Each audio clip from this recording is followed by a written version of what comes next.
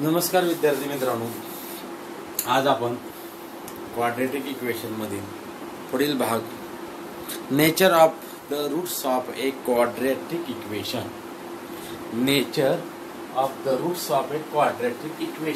म्हणजे वर्ग समीकरणाच्या मुळाचे स्वरूप आज आपण पाहणार आहे। वर्ग समीकरणाच्या मुळाचे स्वरूप, वर्ग समीकरण आपण सोडवलेली आहे त्यापूर्वी। आता वर्ग समीकरण सोडवण्यासाठी आपण सूत्र पद्धतीचा वापर केला होता। फॉर्म्युला मेथड सूत्र काय होतं, -b plus minus under root b square minus 4ac divided by twice. या सूत्रानुसार आपण वर्ग समीकरणाची मूळ काढली। मूळ काढल्यानंतर आपल्याला दोन किमती आल्या होत्या, एक पॉझिटिव्ह आणि निगेटिव्ह, म्हणजे एक धन किंमत आणि एक ऋण किंमत। आपण वर्ग समीकरण सोडवण्यासाठी सूत्र पद्धतीमध्ये सुरुवातीला आपण b स्क्वेअर मायनस 4ac याची किंमत काढत होतो आपण। कारण का काढत होतो किंमत, ती किंमत काढल्यानंतर आपण जेव्हा ती किंमत त्या सूत्रामध्ये ठेवणार तेव्हा ते आपल्याला डायरेक्ट आपण किंमत ठेवू शकतो, तिथं ते स्वतंत्रपणे सोडवण्याची गरज नव्हती। आता त्या b स्क्वेअर मायनस 4ac च्या ज्या किमती आल्या होत्या त्या आपण पाहिलेल्या आहेत आणि त्या किमतीच्या आधारावर आपण या वर्ग समीकरणाच्या मुळाचं स्वरूप ठरवणार आहे। आता वर्ग समीकरणाचे मुळाचे जे स्वरूप आहे ते त्याच्यामध्ये तीन पद्धती आहेत, ते बोर्डवर मी लिहिलेले आहे। पहिला आहे b स्क्वेअर मायनस 4ac याची जर किंमत शून्य आली। आता विचार करा, आपण त्या समीकरणामध्ये किंमत ठेवत होतो b स्क्वेअर मायनस 4ac ची जर किंमत शून्य आली। आता विचार करा, इथं जर किंमत शून्य ठेवली आपण, इथं किंमत शून्य ठेवल्यानंतर ही किंमत फक्त शिल्लक इथं काय राहतं, मग वजा b छेद 2a। या b स्क्वेअर मायनस 4ac ची जर किंमत मी शून्य आली किंवा ठेवली तर इथं फक्त शिल्लक काय राहते, वजा b छेद 2a। म्हणजे दोन्ही किमती ज्या आहेत त्या b छेद 2a म्हणजे हे सोडवल्यानंतर जी किंमत येणार आहे त्याच किमती येणार आहेत, म्हणजे कोणती तरी किंमत येणार आहे। म्हणून त्या स्वरूप मुळाचं जे स्वरूप आहे ते कसं असणार आहे, roots are real and equal. Real म्हणजे वास्तव संख्या आहे, कोणती तरी संख्या येणार आहे आणि त्या दोन्ही संख्या कशा येणार आहेत, समान येणार आहेत। म्हणजे ही b छेद 2a ही जी किंमत आहे ती दोन्ही वेळेस तीच येणार आहे, बरोबर आहे का।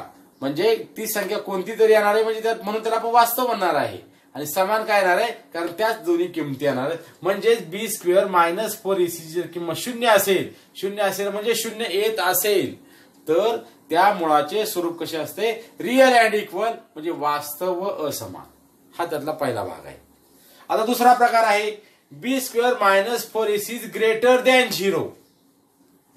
b square minus 4ac is greater than 0।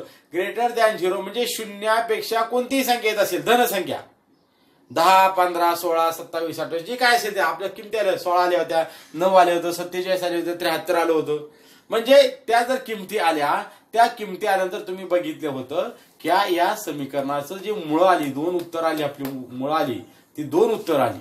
दोन उत्तर म्हणजे कोणकोणती आली, कोणती तरी किंमत आली, म्हणून त्याला आपण रिअल म्हणणार आहे, वास्तव संख्या आहे। आणि त्या कशा होत्या, असमान म्हणजे एक धन असेल आणि दुसरी ऋण असेल। म्हणजे जर b स्क्वेअर मायनस 4ac ची किंमत शून्यापेक्षा मोठी असेल, धन असेल, पॉझिटिव्ह असेल तर त्या मुळाचं स्वरूप कसं असणार आहे, रिअल अँड अनइक्वल, म्हणजे वास्तव व असमान असणार आहे। आपण ह्या आतापर्यंत उदाहरणामध्ये पाहिलं आपण, ही जी किंमत होती b स्क्वेअर मायनस 4ac ची कोणती तरी किंमत येत होती, म्हणजे ती धन येत होती, पॉझिटिव्ह येत होती, त्यामुळे त्याचं स्वरूप कसं असणार आहे, रिअल अँड अनइक्वल, म्हणजे वास्तव आणि असमान। जर b स्क्वेअर मायनस 4ac ची किंमत इज लेस दॅन 0, शून्यापेक्षा लहान, म्हणजे ऋण संख्या येत असेल, आतापर्यंत आपल्या कोणत्याही संख्ये किंमत शक्यतो ऋण आली नव्हती।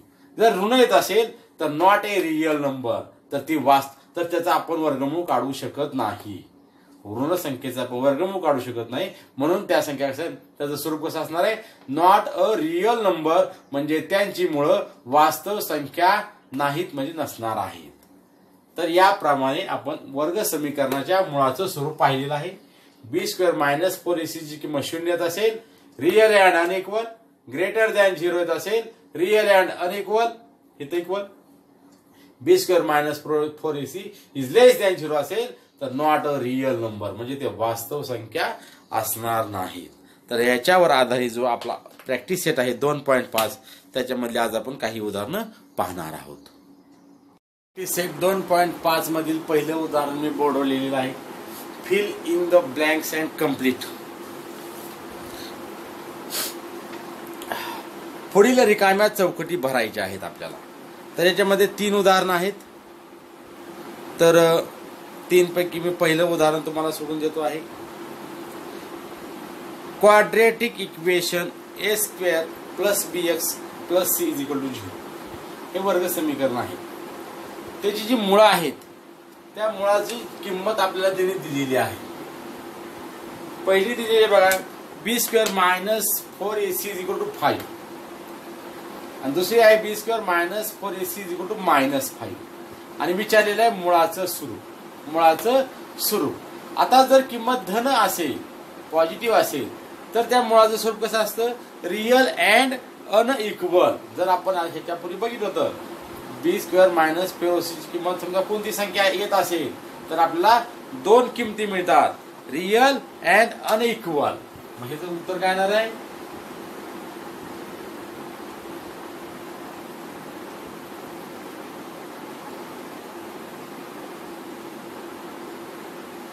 Real and unequal. आता दुसरी किंमत काय आहे, -5, म्हणजे त्या आपल्या आपण जे 3 नियम पाहिले त्याची तिसरी किंमत आलेली आहे. बी स्क्वेअर मायनस 4 ची किंमत काय आलेली आहे, ऋण आलेली आहे. मग ऋण असेल तर कसं, this is a not a real number.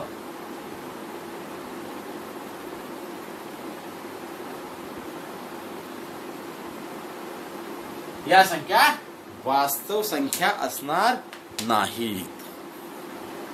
या प्रॅक्टिस सेट मध्ये दुसरा आकडा, find the values of the discriminant विवेचक for the following quadratic equation. पुढील वर्ग समीकरणासाठी विवेचकाची किंमत काढायची आहे. विवेचक म्हणजे डेल्टा. आता याच्यामध्ये 3 उदाहरणं आहेत, त्यातलं मी तिसरं उदाहरण सोडून देतोय. पहिलं आणि दुसरं तुम्ही सोडवायचं आहे. तर हे जे वर्ग समीकरण आहे, या वर्ग समीकरणाची तुलना आपण काय करणार आहे, ax वर्ग प्लस bx प्लस c याच्या बरोबर करणार आहे. त्यानुसार आपण abc च्या किमती काढणार आहे. कम्पेअरिंग.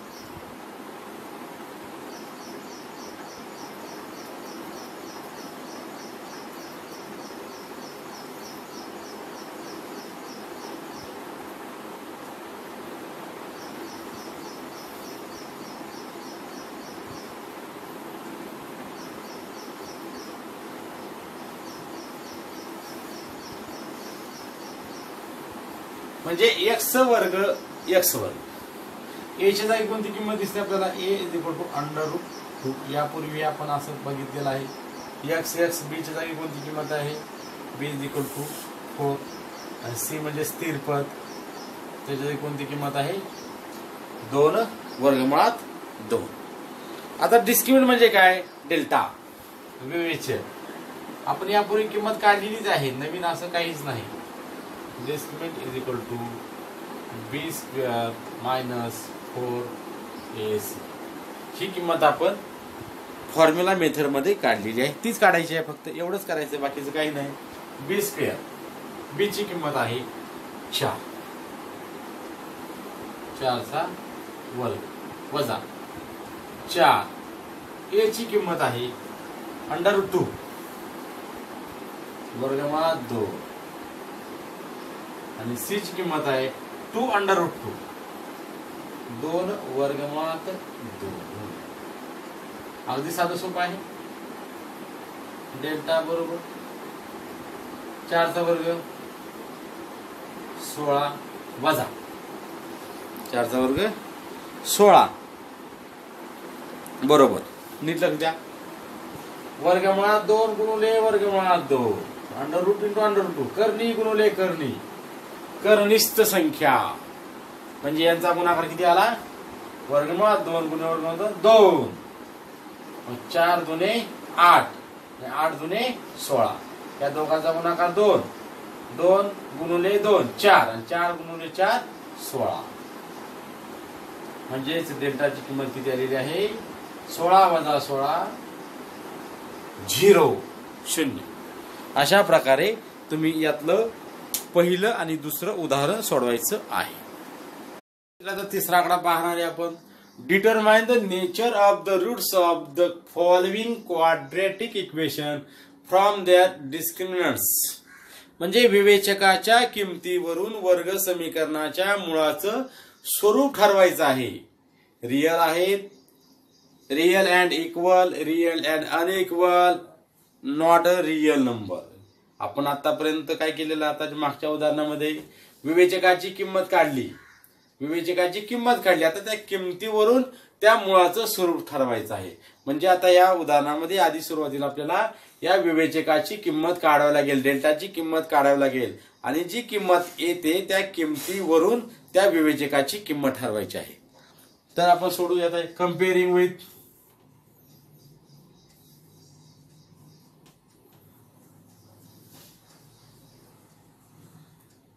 एक्स स्क्वेअर, एक्स जागी आता मी एम मानतो, एम आहे तर m square plus b m plus c is equal to 0. X square plus b x plus c, फक्त एक्स जागी मी एम मानलेलं सोयीसाठी आपल्या. म्हणजेच असं हे m square plus twice m plus 9 is equal to 0. याचा सर्व 1 आहे. एम स्क्वेअर एच्या जागी 1 किंमत आहे. A is equal to 1, B is equal to 2 and C is equal to 9. तुमच्या आता लक्षात आला असेल. आता आपल्याला किंमत काढायची delta discriminant is equal to B square minus 4ac. B square, B ची किंमत आहे 2 चा वर्ग वजा 4, ए ची किंमत आहे 1 आणि सी ची किंमत आहे 9. डेल्टा इज इक्वल टू 2 चा वर्ग 4 वजा 4 एके 4 आणि 4 9 36. म्हणजे डेल्टाची किंमत आहे 4 वजा 36. 4 36 जात नाही, 36 मधून 4 घालू, राहिलं 32 मायनस वजा 32. म्हणजे इथं डेल्टाची जी किंमत आलेली आहे ती आलेली आहे ऋण. Therefore delta is less than 0. म्हणजे ही जी किंमत आहे ती शून्यापेक्षा लहान आहे. जेव्हा आपण शून्यापेक्षा किंमत विवेचकाची लहान असते तेव्हा त्या मुळाचं स्वरूप कसं असतं. Therefore this the roots are काय नाही दादा, नॉट रियल, वास्तव संख्या नाही. तर आज आपण वर्ग समीकरणाच्या मुळाचं स्वरूप पाहिलेलं आहे. तर तुम्ही फिल इन द ब्लँक्स मध्ये पहिला आकडा जो आहे तो त्यावर आधारित होता. दुसरा आणि तिसरा आपण उद्या पाहणार आहे. त्याचप्रमाणे दुसरा आकडा जो मेन होता विवेचकाच्या किमती काढा, त्यातील मी तिसरं उदाहरण सोडून दिलेलं आहे. उरलेली 2 तुम्ही सोडवायचे आहेत. आणि तिसऱ्या आकड्यामध्ये मी तिसरं सोडून दिलेलं आहे. उरलेली ती 2 तुम्ही सोडवायचे आहेत. उरलेला भाग आपण उद्या पाहणार आहोत. धन्यवाद.